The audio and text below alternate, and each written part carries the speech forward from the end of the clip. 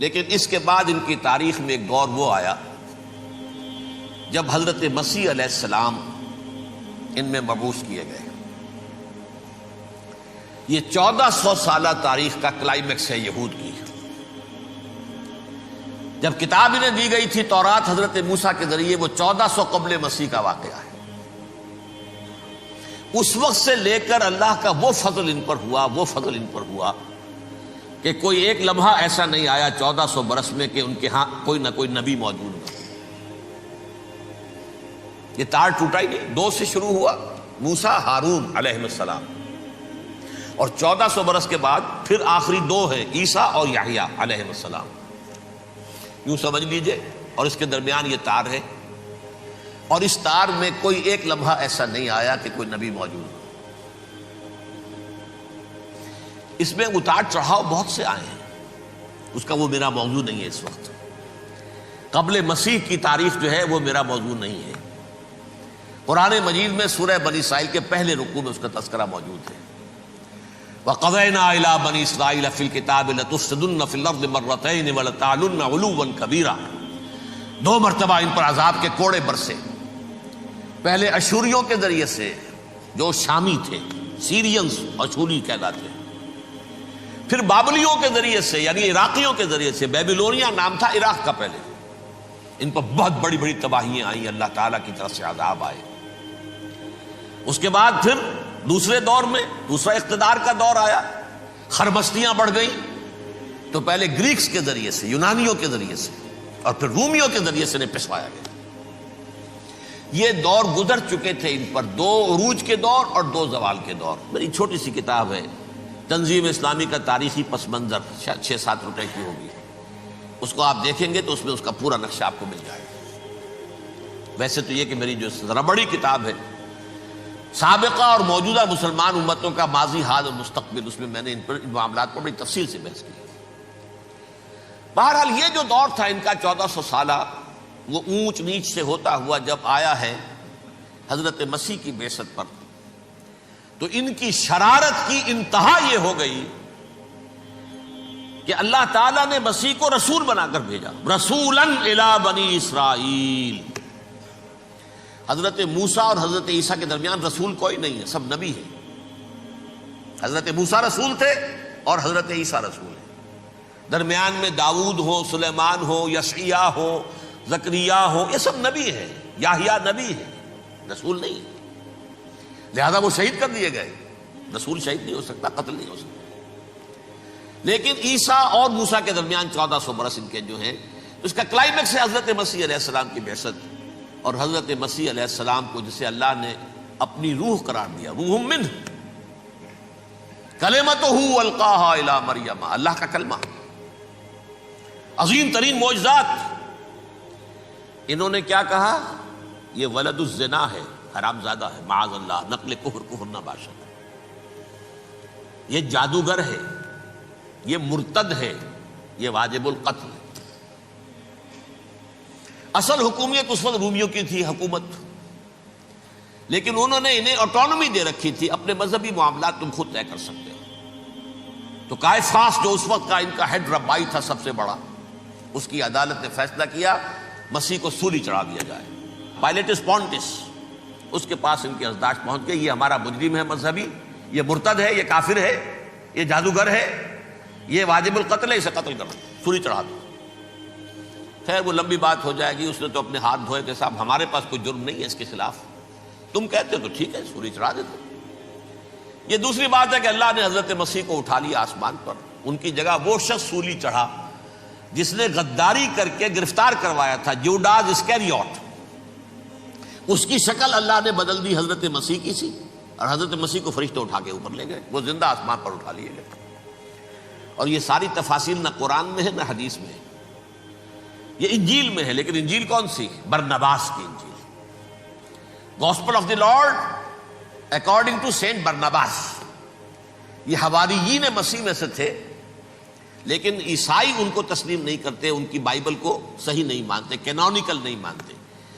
100 انجیلیں تھیں، 104 تھیں، جن میں سے 4 چنی ہیں انہوں نے، یہ بتی اور جان اور مرکس مارکس، یہ ہے تو یہ 4 انجیلیں ہیں، انہوں نے تسلیم کیے کہ یہ کینونیکلز ہیں، یہ تو ہیں حقیقی، باقی جو ہے 100 اس کو وہ تسلیم نہیں کرتے۔ ان میں سے ایک ہے یہ برنباس، اس میں یہ تفصیل ہے کہ اللہ تعالیٰ نے اس شخص کی، جیوڈاس کی، جیوڈاس اس کو انگریزی میں کہتے ہیں، اس کی شکل بدل دی حضرت مسیح کی سی، وہ گرفتار ہوا، وہ سولی چڑھا۔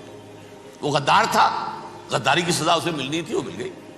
حضرت مسیح کو فرشتے 4 اٹھ رہے ہیں، جس کوٹھڑی میں حضرت مسیح مقیم تھے، ایک باغ کے اندر روپوش تھے، اس کی چھت پھٹی ہے، 4 فرشتے آئے ہیں، حضرت مسیح کو اٹھا کر لے گئے ہیں، چھت برابر ہو گئی ہے۔ اس کے بعد وہ شخص پکڑا گیا۔ بہرحال حضرت مسیح کو اللہ نے اٹھا لیا آسمان۔ لیکن وہ دن ہے کہ اس قوم کو اب مغضوب علیہم قرار دے دیا۔ نوٹ کر لیجئے، اصل میں تو ہونا یہ چاہیے تھا کہ رسول کی جان کے در پہ جب کوئی امت ہو جاتی تھی تو اللہ کا قاعدہ یہ تھا کہ اس امت کو نسیہ منسیہ کر دیا جائے۔ حضرت نوح کی قوم کو ختم کیا یا نہیں؟ حضرت ہود کی نگاہوں کے سامنے قوم عاد برباد کی گئی یا نہیں؟ حضرت صالح کی نگاہوں کے سامنے قوم سمود برباد ہوئی؟ یہ اللہ کا قاعدہ رہا۔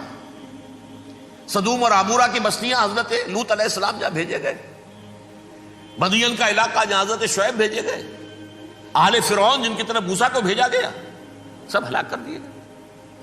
کیونکہ رسولوں کے بارے میں اللہ کا، نبیوں کے بارے میں یہ بات نہیں ہے۔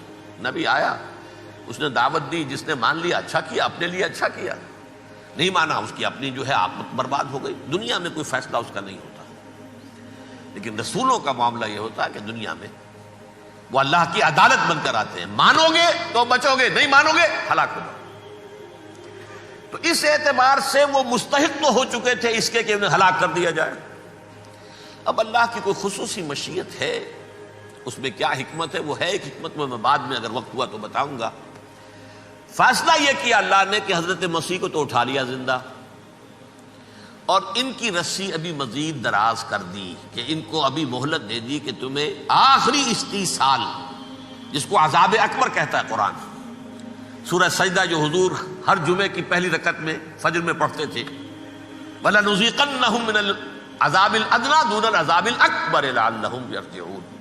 چھوٹے چھوٹے عذاب اور ایک بڑا عذاب، جبکہ قوم بالکل برباد، نسیم منسیہ، کأن لم یغنوا فیہا، ایسے ہو جائیں جیسے کوئی تھے ہی نہیں آبادیاں، لا یرا الا مساکنہم، اب ان کے مسکن نظر آتے، مکین نظر نہیں آتے۔ یہ عذاب اکبر جو ہے وہ ان پر نہیں آیا، حالانکہ وہ مستحق ہو گئے تھے اسی وقت۔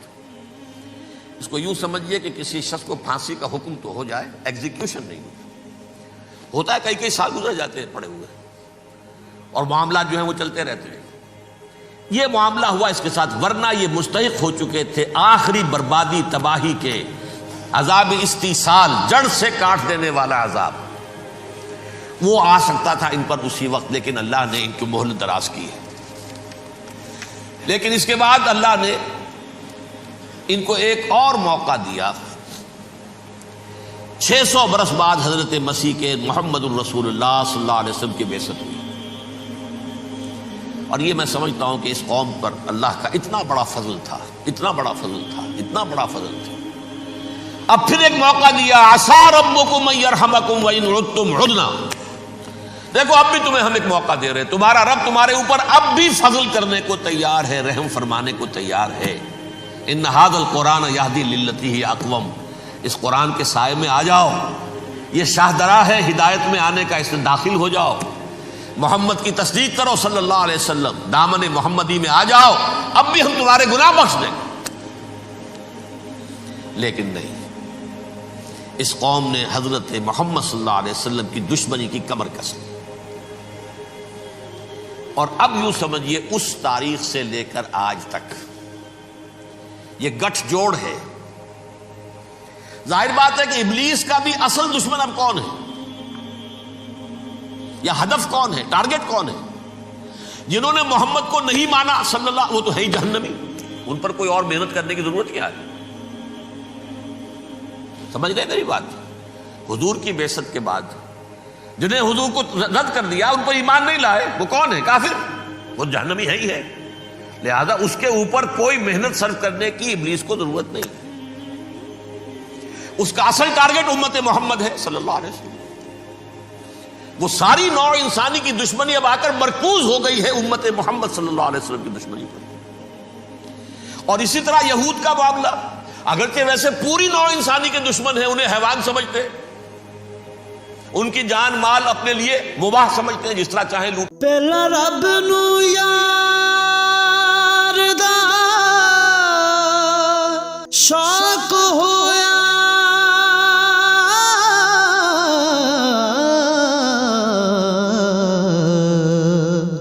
نبی پاک دا کرن جمال مائیں آیا وہی لے کے ہویا ترت حاضر، تے لیا یار نے یار نو پھال مائیں. کھسوٹے کھائے پیے انہیں، لیکن اب ان کی بھی دشمنی کا سب سے بڑا مرکز امت محمد. کیوں؟ وہی تکبر اور حسد، وہی بیماریاں. انہیں تکبر یہ ہو گیا تھا کہ 2000 سال سے یہ نبوت ہماری میراث، ہماری جاگیر. بنو اسرائیل کے اندر سینکڑوں نبی آئے، 3 کتابیں اللہ نے ہمیں عطا کی. یہ کہاں سے آ گیا محمد صلی اللہ علیہ وسلم؟ معاذ اللہ ثم معاذ اللہ. یہ امیین میں سے، یہ جنٹائلز میں سے، یہ گوئنز میں سے، یہ حقیر ان پڑھ. کہاں ہم، کہاں یہ نہیں تسلیم کریں گے. حالانکہ قرآن کہتا ہے یعرفونہ کما یعرفون ابناہم. ان کے علماء ایسے پہچانتے تھے حضور کو جیسے اپنے بیٹوں کو پہچانتے ہیں کہ یہ آخری نبی ہے. لیکن تکبر اور حسد کی آگ میں جل اٹھے. اب ان کے بھی دشمنی کس سے ہے؟ محمد اور امت محمد صلی اللہ علیہ وسلم. یہ گٹھ جوڑ ہے. اب دیکھیے، یہ ہے میری گفتگو کا اب تک کی گفتگو کا حاصل، یہ گٹھ جوڑ. ایک غیر مرئی دنیا، انویزیبل دنیا کا ابلیس لعین اور جنات میں سے اس کے لشکری فوج. انسانوں میں سے ویسے تو اور بھی بہت جگہ اس کے ایجنٹ ہیں، مسلمانوں میں بھی ہے، لیکن بحیثیت قوم، بحیثیت مجموعی، ایک پوری قوم، ایک پوری نسل جو ہے اس کے ساتھ گٹھ جوڑ ہے. ان دونوں کی گٹھ جوڑی کے ساتھ یہ دشمن دون ہیں انسانیت کے. پہلا دشمن ابلیس لعین، عزازیل لعین، اور دوسرے دشمن یہود ملعون.